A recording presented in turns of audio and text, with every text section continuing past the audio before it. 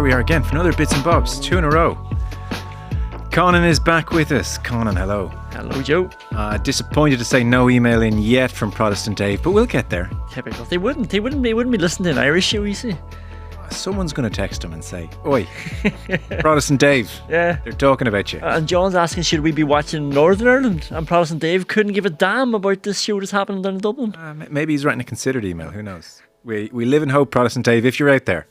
What was Conán like to live with? Will Slattery joins us once again. Hello. Hi Joe, how are things? Fresh from a left wing, which is in people's feeds as we speak. Eddie O'Sullivan was on yesterday, and at one point I did say to him, maybe 15 minutes in, because I just sensed the tone of all my questions, and I just said, do you know, can I just say, by the way, we're just moaning. The team is really good. They're a bit of a stagnation. It's the natural kind of ebb and flow of a great team. They'll stagnate, they'll come again. We're just moaning. Well, I'm glad you realised after 15 minutes, because it was 40 minutes when I made the same point. I was like, I'm conscious that Ireland won the game and we haven't mentioned a single positive, but I guess, yeah, as you say, that's just where we are at the moment. I'm sick of me. I'm sick of us. The media, just so annoying about Ireland right now. I personally prefer doing the podcast as someone who hosts it when the team isn't doing as well. I feel like there's more to sink the teeth into. Nothing about the team itself. Like, obviously, if Ireland win, it's a great day for the country. But just as someone who's doing the podcast, there's more edge to it. There's more spice. Slattery, I prefer when Ireland lose. Not just Ireland, all the Irish teams. I wouldn't even hold it to that. Yeah, I do know what you mean. I mean, winning, you just go, well, and he was good, wasn't he? Yeah, he was good. And what about that? That was good. Yeah, that was good. But when it's a loss, whew. That's why Friday was almost the perfect outcome. They won, but there was enough there that you could almost treat it like a loss. Okay. Everyone won. You're like, it's like man in your position doesn't play well, team wins. Perfect. Lots of things going on. So you might have seen it's all over not the papers just yet, but certainly all over online. Rafa Nadal officially gone. He was playing his last ever Davis Cup match in Malaga in Spain. They lost 2-1 to the Netherlands in the quarterfinals, and so that's him done. And he lost in straight sets. Wasn't a good performance. All week there was a will he won't he play singles. He hadn't played since the Olympics, and he managed to kind of cobble himself together to do it, but didn't play very well. He said, in some ways it's good. If that was my last match, I lost my first ever match in the Davis Cup, and now I've lost my last one. So we closed the circle. And it was, full of all the regalia that you might imagine. So he was playing some poor chap called Van der Zandschulp, who is the world number 80, like still extraordinary, but I've never heard of him. And so the guy doing the intros on the court decided to read out everybody's achievements. So for Van der Zandschulp, it was short. And then for Nadal's introduction, he read it very slowly. The Guardian say it was like a PowerPoint presentation. And after each one of his major titles, 22 Grand Slams, 2 Olympics, 5 Davis Cups were read out, the crowd would go, "Aye!" So it went on for several minutes for the announcer as Van der Schlup, in fairness, stood there and understood. And then afterwards, there were tears. He spoke to the crowd in Spanish. There were video tributes from Roger Federer, Novak Djokovic, Serena Williams, Andy Murray, and more besides. The sporting world, very much Nike included, ambassadors and sponsored athletes have all come out on social media the last few days. We had a mail in from Shane. The subject line was too good to ignore. Lack of hatred was his subject line. So, hi lads, why don't Roger Federer and Rafa Nadal hate each other? Seriously. Ruthless, sociopathic, type A personality types surely dominate in an individual sport like tennis. This everyone's a great guy routine is driving me and no doubt Roy Keane nuts. Roger, Rafa has literally robbed you of 12 to 15 more Grand Slams. So quit the Stepford Wives routine. Hate the man. Part of me doesn't buy it. I think it's all fakery. The sponsors love it. The quote-unquote fans love it. And then if it's not fake, it's too saccharine to like. We've just had the greatest rivalries in the history of tennis, and these, quote, nice guys have wasted a golden opportunity to make tennis the most talked about sport in the world. Regards, Shane. I never agree with them. Yeah. The subheading should be the case for Nick Kyrgios. I mean, the hero that we didn't expect, that we'd all love. I mean, Nick Kyrgios was no problem hating on these guys. But I remember the 2008 Wimbledon final, the classic. We mentioned it before, Federer and Nadal. But the year after, I think Federer was playing Andy Roddick, the American, and he's so patronising afterwards. He said, "I know how you feel, Andy, I've been there. And Roddick just said, you won like 20 of them. And this, like the venom coming from him, I really felt it. And he's probably my all-time favourite tennis player now because of that. What a wasted opportunity this has been. We could have had the greatest 20 years of hatred. I think, because I specifically was thinking of the two lads when you mentioned this was going to be brought up, because you mentioned that great game in 2008. 2009 Australian Open final, Nadal wins in a 5-setter again. Federer's in tears.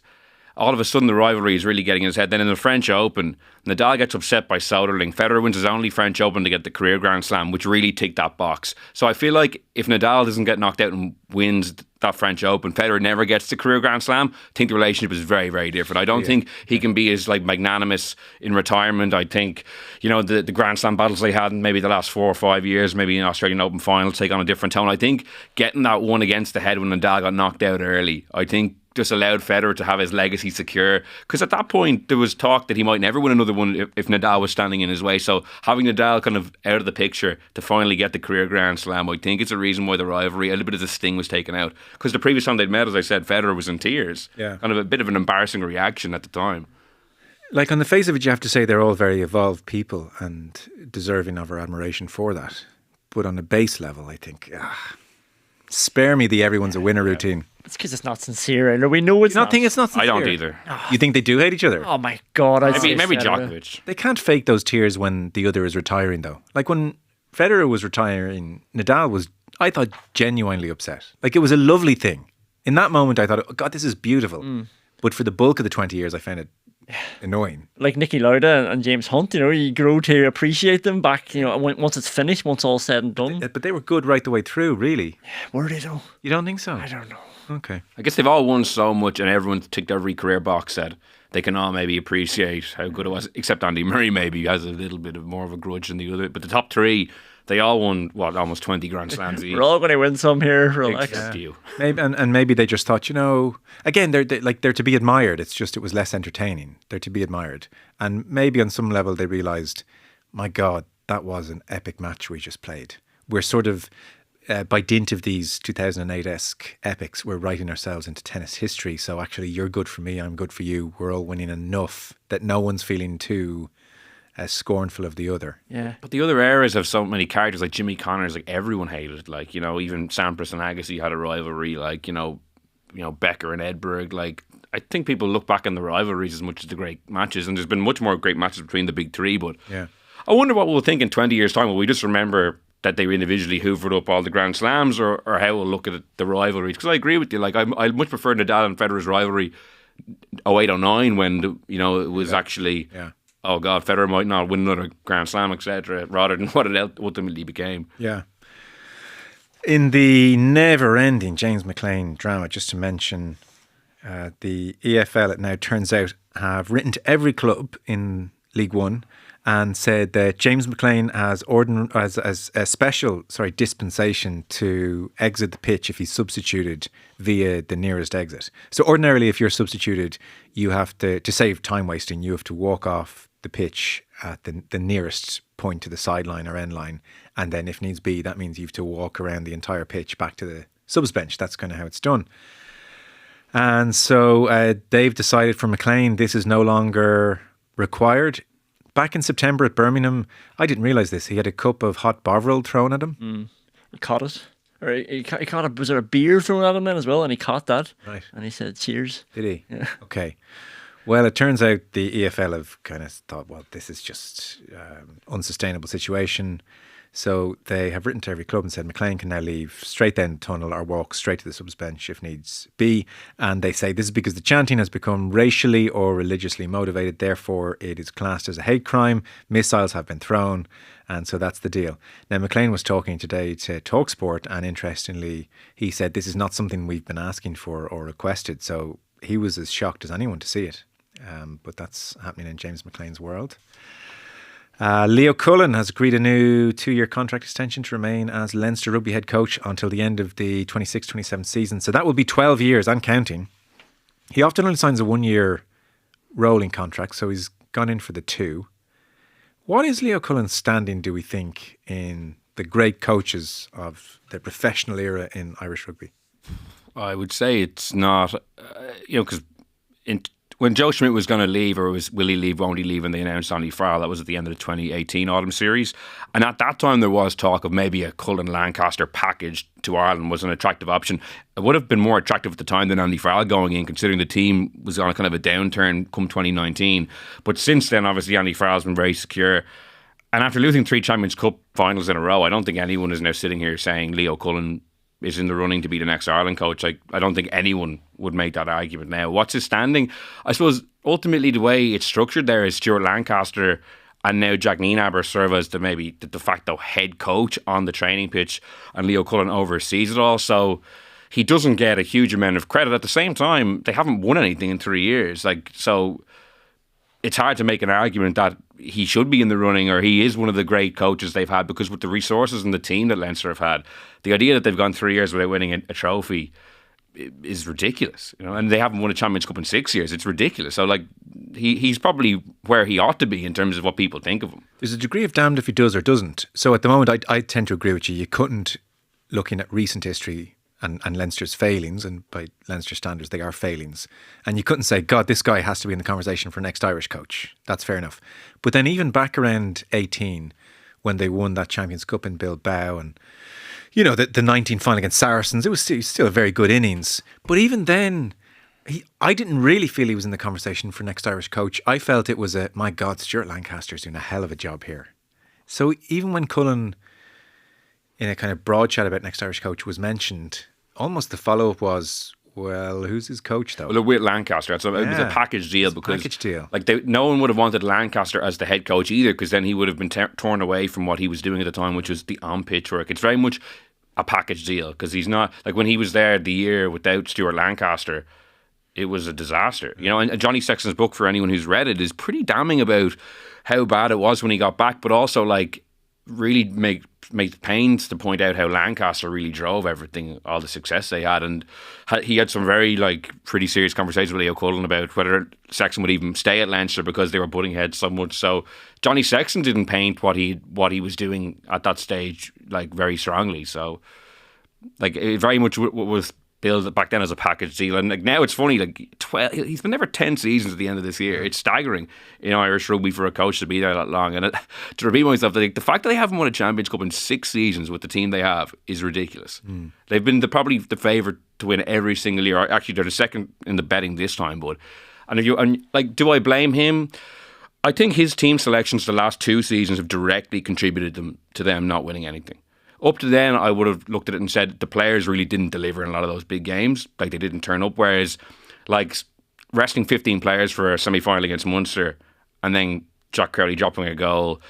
Last year, keeping Josh van der Fleer and James Ryan in reserve, that was very much a Nienaber kind of selection. That didn't really work in the end. I didn't think. They also rested a lot of players the week before against Ulster, which they lost, which meant they had to go to South Africa. So I would point the finger at him. The out half situation, which we don't need to go into now, but that's been a disaster. So I think the last few seasons definitely is. But interestingly, the statement that Shane Nolan, the Leinster CEO, released today gave a little bit of an insight into his thinking. He said, not leaving aside the fact they've lost 3 finals, that was the first thing he said, but Leinster have been the most consistent team in Europe, competing every year for trophies. He's capped over 100 players, the vast majority of which are homegrown, who now represent Ireland. So it's not as if he's done a terrible job. They have been very consistent.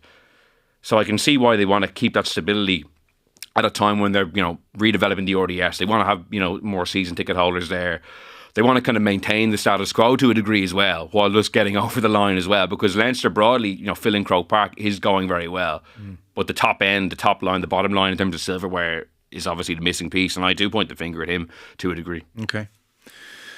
Pep is staying on for another year as well, we should mention. So he's going to end up doing 10 years at City, 2016 to 26, which is more than Barcelona and Bayern combined, stints combined. So even though he's so quintessentially Barcelona, kind of the bulk of Pep Guardiola's managerial career is Man City, which just feels a little bit odd, I suppose. So I don't really like Pep week to week in interviews. The passive aggressive demeanour, terrible loser, kind of hypocrisy to beat the band on his political stances here, there and everywhere. And yet I have to say, I saw the news and I thought, oh good, I don't want to lose him. You almost have to lose him to realise, God, I want him around though, because the football City play, and he's just such a big character nonetheless. So I'm kind of like, good. It made me, so I don't think about it too much, but it made me realise I'll actually miss Pep when he's gone, even though I don't know if I necessarily have warmed to him over the years massively. Do we like Pep? Do you want Pep to stay? Do you want part of your Premier League life? You like to not like Pep? I don't even. I would. It's not as strong as I actively don't like him. I kind of look at him and think, Just sometimes he does interviews that leave me a bit cold. But I love the football. I love the innovation. I love that he starts putting fullbacks into midfield. And now, honest to God, if you're a Premier League team and your fullback's not in midfield, what are you at? Like he is just making the game a trillion times more interesting to watch week to week. So that's what I would miss. The sense that I'm watching the most cutting edge football in the world week to week in the Premier League, and really 80 to 90% of all the ideas are coming from him first. So that's that.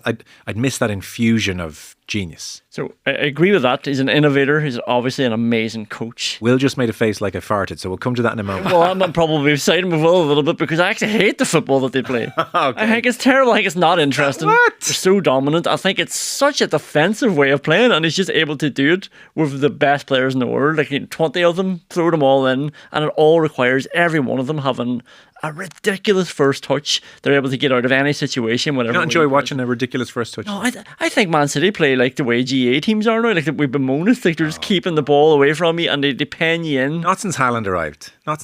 He's changed it up. Haaland adds a bit of chaos, but he reluctantly did that as well. I actually think Pep is at heart boring. And I want to take away that he is obviously such a great innovator. What he does is obviously so effective, and he's a brilliant coach, but it's not.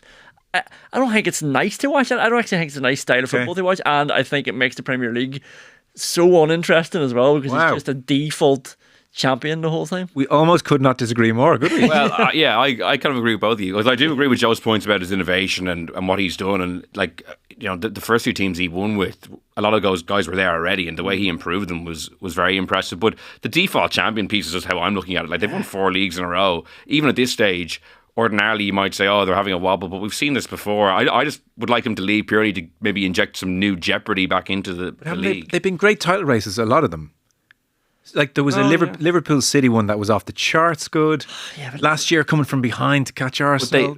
All of those title races, they basically won every game for the last 3 or 4 months. Yeah. And the games themselves actually didn't have great jeopardy, like a lot of the City games in particular. They won them quite well, yeah. Look, there was a degree of 10 games to go. Where will Arsenal or Man City drop a point? That was that season. Like, that's not...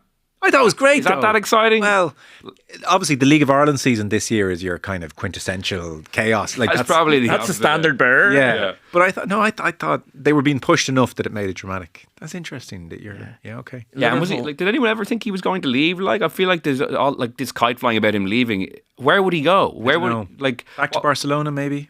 But at some stage, I just think it's set up there for him to be so dominant as well. He's obviously the key driver. I'd also be interested to see how City would do without him. Like, how good would they still be? Like, the Mancini and Pellegrini years were pretty chaotic. Like, they won a league under each, but it's not as if they were steamrolling everyone. No. Like, now that was a good title race with Liverpool and City. That's the kind of title race where I would think it was 86 and 84 points, not 96 and 94 points. Which doesn't seem like a lot, but over the course of a season means that the 2 title contenders are winning, 80% of their matches or more. So, I think as well, he's just that kind of big personality. Like, Arne Slot is perfectly likable, but he's not Jurgen Klopp. I agree with that, yeah. We're just going to swap out Guardiola for some nameless continental type who's 42, young. I know what clothes he wears already.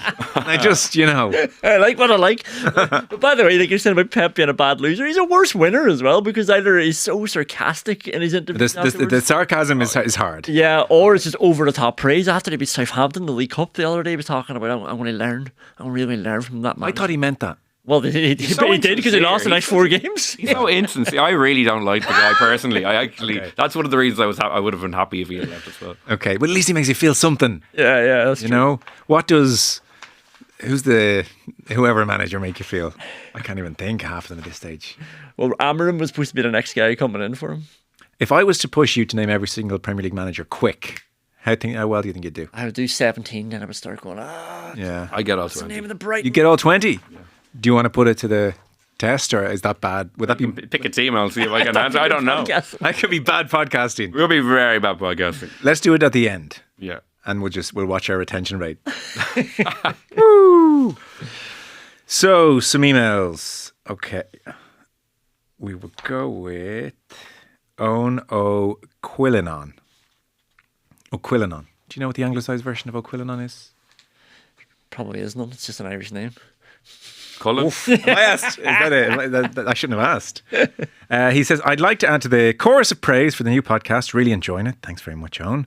One thing I've noticed in relation to Republic of Ireland coverage, however, is how the manager is referred to.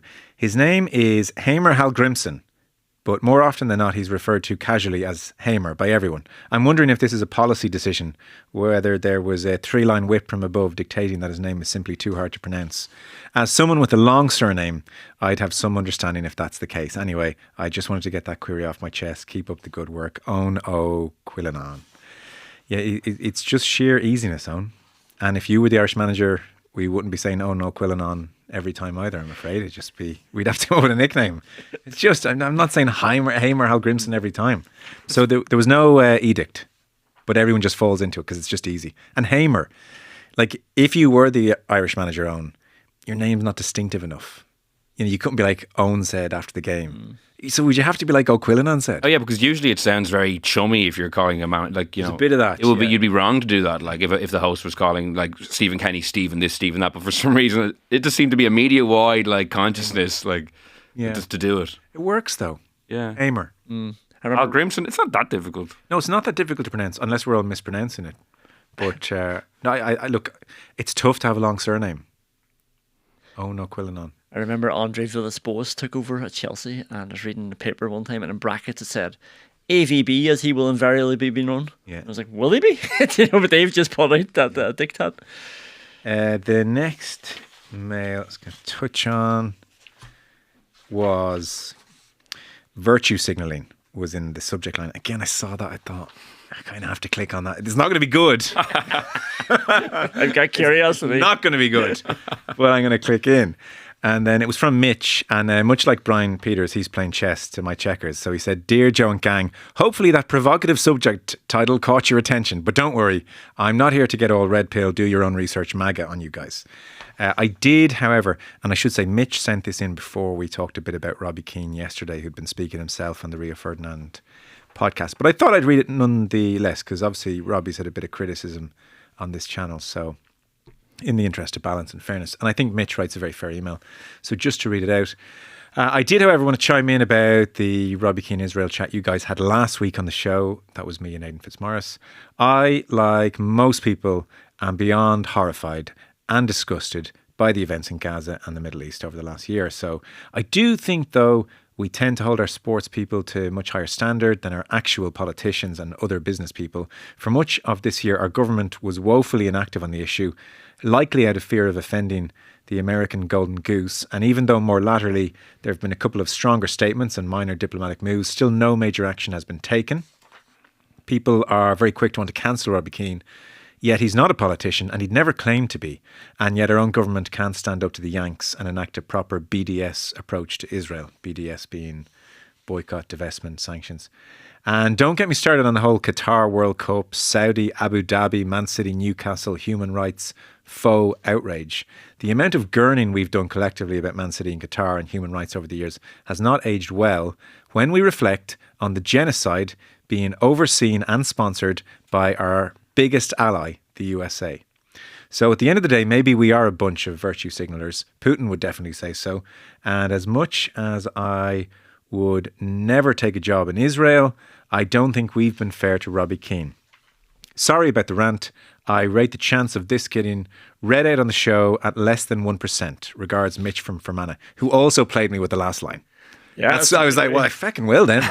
See what you think of this, Mitch. So just wanted to read that out. We talked a lot about Keane yesterday, so I don't think we'll labour the point. I knew he was from the north when you read out the word Gurnin. I was like, geez, is that a Republic of Ireland word as well? Or it definitely sounds like a northern word to me. Gurning. Yeah. It's a good word. Yeah. So what's that like whinging? Whinging and then like internal agonising. Sounds like what it is, isn't it? Gurning. Yeah, it's a good word. Hi, Joan team. Really enjoying the first weeks of the podcast. Well done on hitting the ground running. Well, if only you'd seen behind the scenes, John. Have you considered a monthly sports media spot? I reckon that could go down well. I know you often get into media discussions anyway, but a dedicated show on all things sports media could go down well. The new Match of the Day presenter, Netflix dipping into sports, NBA TV rights, the Inside the NBA team moving to ESPN, NBC would be just some of the latest hot topics. But there's likely enough content for a month alone, for a once a month slot alone in GEA Go. Anyway, keep up the good work. Enjoying all the podcasts. Thanks, John. I don't think so. We just talk about it naturally anyway. Nobody loves talking about the media and sport more than me. I do it too much. But I don't know. I think you get locked into slots and then it's quiet. You end up doing a bad slot. I think we'll just trundle along and do it when the need arises, is my sense. Yeah. I also find it's tricky to do media slots when, people want you to review RTE the Sunday game, and people involved. It's too small a world to be doing it. I'm not saying I'm holding back on the Sunday game here and everything to say. Yeah. Well, what are you going to do? Let's review the Virgin rugby coverage. Yeah, gladly. Bloody excellent. Why it's better than the Virgin football coverage? You could go into that then as well. So I don't know about a dedicated slot, but geez, we'll talk about the media non-stop. I love talking about it. I love listening to shows like that as well. So I do agree. I'm always concerned that are we just self-indulging ourselves? Do one journalists talking about media? Yeah, I don't think so. That's a fair point. Is it self-indulgent? I actually do think a lot of listeners do like hearing behind the scenes or behind the curtain about kind of stuff like that. Personally, yeah. How do we do what we do? Yeah, exactly. Don't call us heroes. It's tough. Let's give John a little sprinkling of some media talk. Give me you get three choices each of all time. Minimum one from the present, but you can pick all three from the present if you're suitably impressed.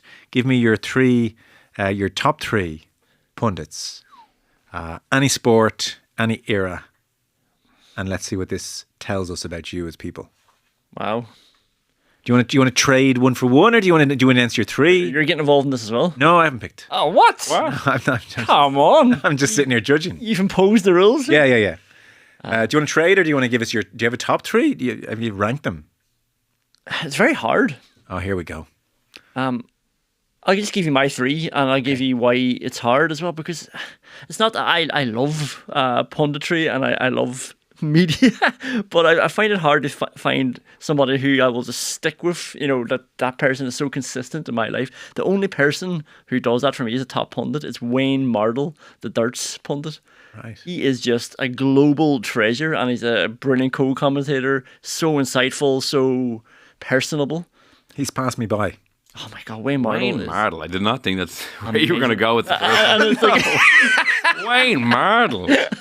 He's not even the best pundit on the darts coverage on Sky. Wayne Mardle. Shocking choice. But then what is he like about Wayne? I think he's so funny. He's personable. He's got a great his voice can go up and down. He's a great co-commentator. He's so insightful. He'll break darts down for. I come in every December for the darts. Yeah, so would I. I come in every December, but I can't say someone's jumped off the screen. Wayne Mardle hasn't. I can't speak. You saying that? No, but I watch it every Christmas, and I've never gone, whoa, who's this guy? Oh my God, I do that every Christmas. What does he sound like? I can't speak. That iconic co-commentary is Wayne Mardle doing that. Oh, the iconic. I feel like. Yeah. Come on, bully boy. The World Championship final. Michael van Gerwen is on a 9-darter in the World final and just misses double 12. Over to you, Michael Smith. One man misses, does the other man get? I've never seen the like. Come on, bully boy. Yes, double 12. That is the most amazing leg dance you will ever see in your life. I can't speak. I remember that clip.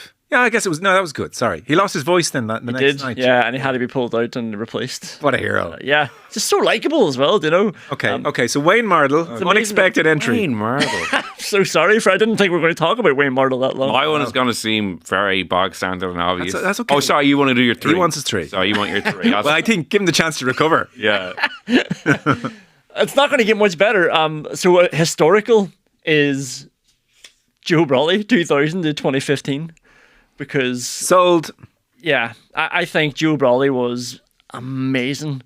He was the agenda setter. He was actually so insightful and analytical when he wanted to be, and also outrageously unfair and controversial at times as well. But like, it's okay. Yeah. And even after 2015, and it sounds like I'm being unfair there, but he just started to grate on me a bit much, and I would send out tweets saying, Joe Brawley this, Joe Brawley that. Then RT got rid of him, and I was like, I didn't want you to get rid of him. I liked complaining about him, but it probably just got a bit too... They've never recovered from... Yeah, I was about to say that exact phrase. I don't think they've recovered since they got rid of him. No, he made good TV. Great TV. Yeah. You need someone in a panel to have that energy and to have that, like, not giving a shit and just to throw something out there. Like, without that, it just becomes so bland and tedious to me. Like, I wouldn't watch the coverage in RTÉ. I would literally just turn on for the match. I wouldn't even bother listening to what they're saying beforehand. I just don't find it that engaging. Yeah.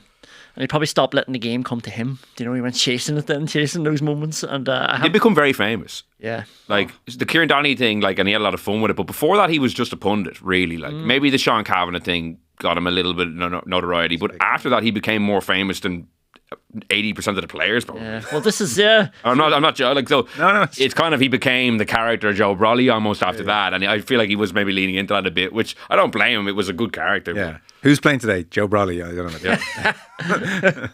And I've got Ali McCoist for football, but actually No, Ali McCoist is in your top 3. That is the worst top 3 I've ever seen. Your favorite? Wayne Mardle, Ali McCoist. That is a joke. It's not great when That's you read more it of like a dream dinner party guest list that will be enjoyable than an actual. That is shocking. But who's your favorite football pundit? All I know is if we ever start a media slot, you're just not involved. It is bad when you say it to me back and I hear it. You're the top 3 pundits in history. Yeah. Wayne Mardle was your best pundit. He was the one I was sure of. in the history of sport. The other team, not too sure. The Ali McCoist thing's a bit overdone, isn't it? I think he's so enthusiastic. Yeah, it's maybe because the other pundits are giving you a chance to dislike something about them, and they're so overexposed. Whereas his likability you like, and he likes the game. He's just so pure about it. You know, everybody else. I love Jamie Carragher. I do. I think it was between him and Neville. I think Carragher's streets ahead, but he's too aware now. You'd often hear Jamie Carragher say something like, "That's the clip. That's the meme." Just constantly, it's like they say you don't like in others what you don't like about yourself. Yeah, So that's exactly what I'm doing right now. Yeah. It's the Wayne Mardle thing is out. We're cutting that from the whole show. Okay, so Mardle, Brawley, McCoy. If you give me 1,000 guesses, I wouldn't have got there. Will, time to save. Mine are very traditional. That's okay. So, we're going way back to the mainstream. But sorry, that's okay. Sometimes the obvious answer is the correct answer. The first one is the most obvious answer because he was just like Eamon Dunphy was just hilarious. Like, did I agree with what he was saying? No. Did I think he was like unbelievably incisive? No. But like he was just unbelievably enjoyable to watch. Like even him saying, "Can you swear in this podcast?" I won't. When Neymar, that time when he was on, that was unbelievably hilarious. Like even the back end of his career when like it was Man City and Pellegrini Man City, or Mancini and Pellegrini Man City, he had a hatred for like the overhyped, overpaid Man City that would bring out some hilarious one-liners. And talk about like the panel not recovering, I do really think, and I know he was a little bit older maybe as well, but he just produced some unbelievable gems that I always found hilarious. So he would be maybe not my number 1. I'm doing it in no particular order, but I did good start. On the assumption we were talking the best. I thought, well, he has to feature. Yeah. So I said to the lads outside, please grab this clip. This is a man who actually goes and sees sick children in hospital. This is a family man with 5 children who's a credit to his country and to his family. And I'm not going to listen to him being called a thug by you. I don't want to hear what... Hang on a second, no, don't misquote me. I said that was written. Why do you introduce this? Because I'm saying there's an alternative view. And whose view is it? That's the view that was... Whose view is it? In a column on the Sunday Times. Who's that column? By who? It's on the back page of the Sunday Times last Sunday. Look at it. And who wrote it? I can't remember his name. I'll tell you who wrote it. Who? I can remember his name. Rod Little. He's the guy that's the guy who ran away and left his wife for a young one. Eamon, come on, no, that's out of order, that kind of stuff. No, it's not. You started it. I didn't. You don't even know who wrote it. I know who wrote it. You started it. As Rod Little, fond of saying, still with the young one. The great thing about Dunphy as well, there are so many great things, but I always really admired how he was an agenda setter when there was no agenda. So on the Sean Campbell thing, Joe Brody can see that and say, okay, time to react and make something happen. But even on a stale Champions League Tuesday night, Manchester United have won 2-1 the late 90s, there's not much there. And he'll just do Bill, we need to, and he'll say, tonight's been a bad night for the game. And start talking about something innocuous enough that no one else is really that outraged by, and he'll make a big thing out of it, and he'll inject the thing with like intensity and emotion, and before you know it, it's been like a bumper 15 minutes, and he was just so his baseline level was off the charts good. It was just always good. Yeah, it is a TV show. Like, it's also meant to be entertaining, and I was always entertained with what he was coming out with. Like, because I'm not old enough to remember when he was probably in his punditry heyday, when like Jack Charlton was there, and like maybe what he was saying was much more kind of incisive or cutting against Jack Charlton. But just even, as you say, a Tuesday, Wednesday night Champions League matches, which ordinarily, or what you've watched the punditry now, isn't as interesting. And he just brought a lot to that. Okay, we'll keep us moving. Dunphy. That's a good one. I would like to bring need to stay Dunphy quiet now. into my third. Oh, really? Yeah. Who will you kick out? Go on. This person I picked because he's the rare person that's kind of come into punditry with a huge name, but he's entertaining, he does his homework, and when he says something, it's still actually, you're like, oh, he said that, and it's Brian O'Driscoll. Like, a lot of guys come in with a massive like name from playing. I can think of a few GA stars who went to the Sunday game, to a very famous hurler and a very famous footballer in our time, and they haven't been great. O'Driscoll would be of a similar stature to those guys, but you can tell even the little clips he puts up on Instagram, he's breaking these things down in minute detail. So at least when he comes out with a strong opinions, which he still does, which is what you want, it's backed up by what he's watched, and he hasn't just coasted on his fame. I just find him interesting to listen to, and he does still have the thing. It's like, oh, Brian O'Driscoll actually said that, and like not many people have that. No, it's true. He has that kind of still got gravitas from looming so large in Irish rugby. Super famous. Yeah, like Johnny Sexton was a great player, but he's not even close to kind of the O'Driscoll level of kind of fame. So I feel like he does set the agenda as well sometimes. Yeah. Obviously, he doesn't do Irish punditry, obviously off the ball, but not TV punditry. You'd love if he was on, for a big Six Nations game with you guys on Virgin or for the Autumn Test, because I feel like it would add another layer to that. So he was my second person just when I was having to think about it. I think he's done a good job of getting into punditry and actually doing the work. Yeah. Number 3. Again, this is like I've picked like the 3 most obvious ones possible, which maybe is a good antidote to what we had earlier from Conor. I went with Gary Neville, like as in 100%. Oh no, what? 100%. He's him or Dunphy, their joint first name on the team sheet. Neville's nowhere near Dunphy. Like again, like I just enjoy like listening to him and Jamie Carragher, and I 100% take the point. They've become, talk about they're extremely famous guys now, and like you can even see when they cut to the gantry camera and they're having the little jabs at each other. But he's still a very good pundit, and he's unbelievably engaging. I think he's so compromised. As a former manager, he's so afraid now of critiquing managers, never mind criticising them, actually just analysing what they're doing. He's so compromised with the United thing. Like every But he's very critical of United. No, he's not. He's critical of the upstairs United, a faceless United that nobody knows about. He won't take on players. He won't take on the manager ever. Like Neville backed Ole Gunnar Solskjaer to the hilt. He never caused him to be sacked, but recent memory, he spent the last year, because I listen to his podcast every Sunday after the Super Sunday match on Sky, and he's like, we've no style of play. Players aren't trying. Like this is just a mess. This can't continue. I feel he's been calling it.